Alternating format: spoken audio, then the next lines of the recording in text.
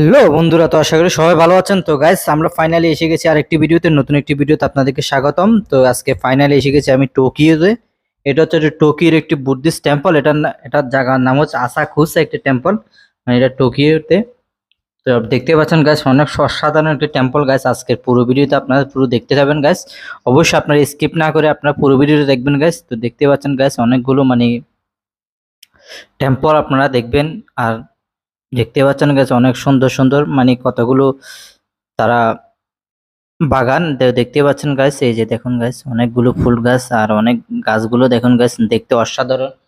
তো অবশ্যই আপনারা টেম্পলটা খুবই বিখ্যাত একটি টেম্পল, মানে টোকিও সিটির। এটা অবশ্যই আপনারা এটা ভিজিট করবেন। টোকিওতে যদি আসেন আপনারা অবশ্যই এটা টেম্পলটা ভিজিট করবেন গাছ। এটা অসাধারণ একটি টেম্পল গাছ।